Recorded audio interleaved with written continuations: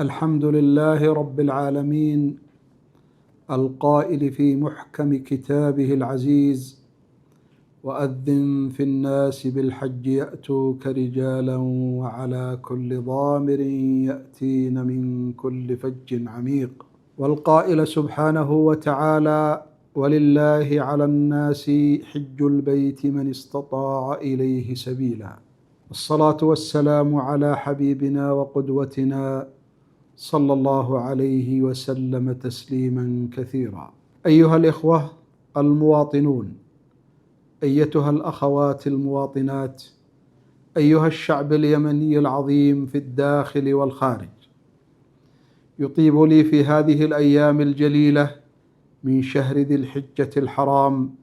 أن أحييكم بأصدق المشاعر والحب والاحترام، وأتوجه إليكم باسمي وإخواني أعضاء مجلس القيادة الرئاسي والحكومة بالتهنئة الخالصة من أعماق قلبي بمناسبة عيد الأضحى المبارك، أعاده الله على شعبنا وأمتنا العربية والإسلامية باليمن والأمان والخير والبركات. وأخص بالتهنئة ضيوف الرحمن حجاج بيت الله العتيق الذي جعله الله مثابة للناس وأمنا لأدائهم فريضة الحج، سائلا المولى عز وجل أن يتقبل حجهم ويعيدهم سالمين غانمين إلى أهاليهم وذويهم. ولا يفوتني في هذه المناسبة العظيمة أن أهنئ الأشقاء في المملكة العربية السعودية بقيادة أخي خادم الحرمين الشريفين الملك سلمان بن عبد العزيز وولي عهده رئيس مجلس الوزراء صاحب السمو الملكي الأمير محمد بن سلمان، وأبارك لهم نجاح موسم الحج الذي يعد أكبر مؤتمر عالمي، حيث يسخرون له ولخدمة حجاج بيت الله الحرام كل الجهود والإمكانيات، ويسهرون على رعاية وتأمين ضيوف الرحمن وضمان أداء مناسكهم بكل سهولة ويسر. نسأل الله عز وجل أن يبارك جهودهم وأن يحفظ بلاد الحرمين ويديم عليها وشعوب العالم أجمعين الخير والأمن والسلام. كما أهني بهذه المناسبة الدينية العظيمة رجال قواتنا المسلحة والأمن وكافة التشكيلات العسكرية والمقاومة الشعبية المرابطين في ربوع يمننا الحبيب دفاعا عن أمنه واستقراره ونظامه الجمهوري ومكتسباته الوطنية. وهي تهنئة أيضا إلى كل المكونات السياسية ومنظمات المجتمع المدني ورجال الإعلام والفكر والثقافة، وقبل ذلك النساء والرجال المناوبين في أيام وليالي العيد، متمنيا للجميع أياما مباركة ولوطننا الغالي النصر والأمن والسلام. أيها الإخوة المواطنون، أيتها الأخوات المواطنات، إن الأعياد هي أيام مباركة ومحطات مهمة نتزود فيها بالطاعات وصالح الأعمال، ونستشعر فيها قيم الوحدة والتضامن والأخوة. وها هو يوم عرفة يرمز إلى ذلك الشعور والجسد الواحد حين وفدت الملايين من الحجاج من بقاع شتى إلى مكان محدد وزمان محدد وبلباس واحد وشعار التلبية الموحد: لبيك اللهم لبيك، لبيك لا شريك لك لبيك. نتشارك في هذه الأيام مشاعر الحب والسلام وصلة الأرحام، وإنه رغم كل المحن والآلام التي يعانيها شعبنا جراء انقلاب ميليشيات الحوثي الإرهابية، إلا أن اليمنيين شعب أصيل محب للحياة، يعطف على الفقير واليتيم والمسكين، ويرفض العبودية والخرافة والطبقية والسلالية وكل أمراض الجاهلية، ويتوق للدولة والقانون والعدالة والمساواة، ويمضي بإيمان ويقين على قلب رجل واحد لاستعادة مؤسسات دولته وحماية مكتسباته.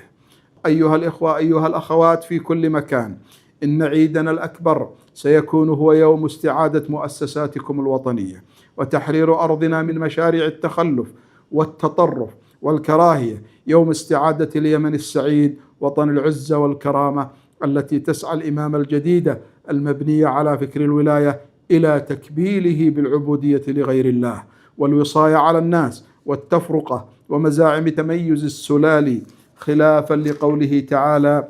يا أيها الناس إنا خلقناكم من ذكر وأنثى وجعلناكم شعوبا وقبائل لتعارفوا إن أكرمكم عند الله أتقاكم إن الله عليم خبير. لذلك وجب علينا أن ندرك اليوم بأننا جميعا أمام مسؤوليات دينية ووطنية تستوجب أن نوحد صفنا ونتسامى فوق جراحاتنا ونعيد لملمة أوصال البلاد التي مزقتها سنوات الانقلاب والحرب، ونستأنف دورة الحياة والتنمية التي أوقفتها الميليشيات العميلة للنظام الإيراني وأعادتنا عقودا للوراء.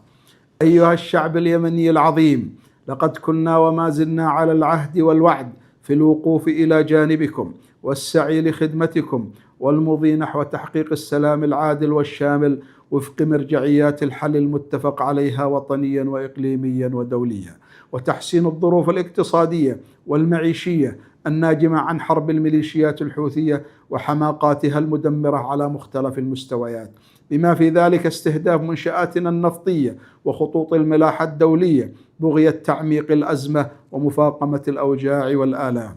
ورغم ذلك تواصل الحكومة جهودها لتأمين الحد الممكن من الخدمات وانتظام دفع رواتب الموظفين، على أمل أن تسفر الجهود الشقيقة والصديقة عن دفع الميليشيات إلى تحكيم صوت العقل والاستجابة للإرادة الشعبية الحرة في اختيار مستقبلها ونظامها القائم على التعدد والعدالة والمواطنة المتساوية. لكن بدلا عن ذلك تواصل هذه الميليشيات المارقة تغليب مصالح قادتها وداعميها على مصالح الشعب اليمني والتنكيل المستمر بقواه المدنية، كما تجلى ذلك في أحداث انتهاكاتها التي طالت عشرات الموظفين العاملين في الوكالات الإنسانية والأممية والنشطاء الحقوقيين، وهو ما يؤكد أننا ماضون على الطريق الصحيح عندما وجهنا الدعوة مرارا للمنظمات الدولية لنقل مقراتها الرئيسية إلى العاصمة المؤقتة عدن حتى لا تظل رهينة لدى الميليشيات وأجهزتها القمعية. إن الوضع المناسب لقادة الرأي والفكر وموظفي الإغاثة هو التكريم بوصفهم صناع حياة ورواة حقيقة، وإن الردع المناسب لمنتهك الحقوق والحريات والمتاجرين بالدين وتسييس أركانه وشعائره ومناسكه هو العزل وعدم إفلاتهم من العقاب وتجريم أفكارهم الضالة القائمة على الولاية والإمامة والسلالية العنصرية المقيتة وتكفير الآخر وإقصائه واستعباده وإثارة النزاعات الطائفية وتحريف قيم الإسلام الحنيف وهدي الرسول صلوات الله وسلامه عليه، والافتئات على شريعة الإسلام تحت مزاعم ما أنزل الله بها من سلطان. قال تعالى: ومن أظلم ممن افترى على الله كذبا أو كذب بالحق لما جاءه أليس في جهنم مثوى للكافرين. وقد بلغ بهم الضلال والانحراف حد إطلاق شعاراتهم الطائفية في بيت الله الحرام خلال مناسك الحج في سلوك همجي من شأنه إيذاء ضيوف الرحمن وإقلاق سكينتهم وأمنهم، وهو انتهاك صارخ لحرمة الزمان والمكان وجحود لأعراف وتقاليد المجتمع العربي الأصيل وواجبات الضيف في حضرة المضيف، وقبل ذلك كله في مخالفة التوجيهات القرآنية التي شددت على وجوب تعظيم شعائر الله في الحج وحذرت من الصد عن سبيل الله والمسجد الحرام. قال الله عز وجل: ومن يرد فيه بإلحاد بظلم نذقه من عذاب أليم.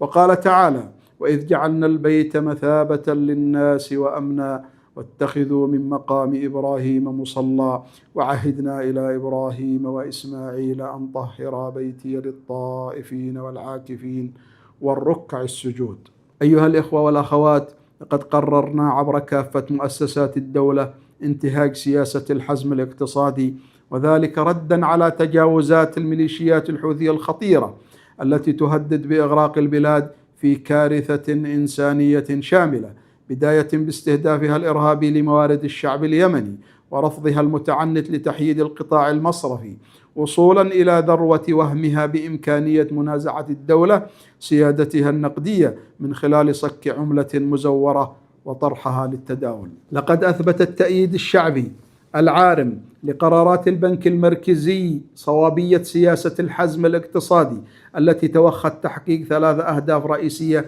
أولا، التأكيد على المركز القانوني والمالي للدولة اليمنية، وثانيا، حماية القطاع المصرفي اليمني وأموال المودعين من انتهاكات الميليشيات الإرهابية ومكافحة غسل الأموال، وأخيرا، إنقاذ الاقتصاد الوطني من خطر العزلة الدولية عقب قرار تصنيف الميليشيات الحوثية منظمة إرهابية، الذي قد تطال تداعياته السلبية القطاع المالي برمته، ما استدعى التحرك الصارم للتمييز بين النظام النقدي القانوني الذي يديره البنك المركزي وبين اقتصاد الحرب والإرهاب الذي تتغذى عليه الميليشيات. وعليه فإنني أدعو عموم الشعب اليمني إلى دعم ومساندة هذه القرارات والعمل بموجبها، وعدم الالتفاف للدعايات المضللة عبر منابر الميليشيات التي استأثرت بمقدرات البلاد دون أن تحمل أي التزامات تجاه مواطنينا في المناطق الخاضعة لها بالقوة الغاشمة. أيها الإخوة، أيها الأخوات، لطالما اعتبرت قيادة الدولة أن قطع الطرقات وحصار المدن هي إحدى أسوأ كوارث الحرب التي أشعلتها الميليشيات الحوثية الإرهابية، التي تعاملت مع هذه المظلمة كورقة ضغط للحصول على مكاسب سياسية. وفي مسعى لإنهاء معاناة الملايين، قدمت الحكومة الكثير من التنازلات من أجل فتح الطرقات وتسهيل انتقال الأفراد والسلع وأنشطة المنظمات الإنسانية، وجعل هذا الملف أولوية ثابتة في كافة الاتفاقات والتفاهمات التي تنصلت منها الميليشيات. وفي كل مرة تذهب هذه الميليشيات إلى إعلان فتح الطرقات تبادر الحكومة إلى الترحيب بالخطوة، محاولة مأسستها ونقلها من سياقها الدعائي غير الأخلاقي إلى مسؤولية اللجان المعنية بالتفاوض والجهات المعنية بالتنفيذ والفرق الأممية المعنية بالمراقبة. إن حرص الدولة على هذا المسار المؤسسي والقانوني إنما يهدف إلى استدامة تأمين تنقلات المواطنين، الذي يعني بالضرورة إعادة تموضع القوات المتمركزة في خطوط التماس وتطهير الأراضي من ألغام وقناصة الميليشيات، وعدم العودة مطلقا إلى جحيم الحصار الذي سيبقى وصمة عار في الذاكرة الجمعية عن وحشية الميليشيات الإمامية العميلة للنظام الإيراني. وتخطئ الميليشيات الحوثية أنها بهذه الإجراءات الدعائية في ملفي الطرق والمحتجزين يمكنها أن تغسل جرائمها المشهودة على أبواب تعز وفي كل أرجاء المحافظة الأبية، كما تخطئ في أن مناوراتها هذه يمكن أن تحسن من صورتها أو تقدمها كصاحبة سيادة في الداخل بعد أن فشلت في تسويق ذلك للخارج. أيها الشعب اليمني العظيم، يأتي هذا العيد المبارك في وقت تستمر فيه آلة الحرب الإسرائيلية في التنكيل بأبناء شعبنا الفلسطيني المقاوم، الذي يضرب كل يوم دروسا خالدة في الصبر والتمسك المستميت بالأرض وحقه في الحرية والعيش الكريم. وإننا نؤكد التزامنا المطلق بموقف بلدنا التاريخي الثابت إلى جانب الشعب الفلسطيني العظيم، ودعمه ومساندة قضيته العادلة وتطلعاته في إقامة دولته المستقلة كاملة السيادة. الرحمة والخلود للشهداء، الشفاء للجرحى، الحرية للأسرى، وكل عام وأنتم بخير.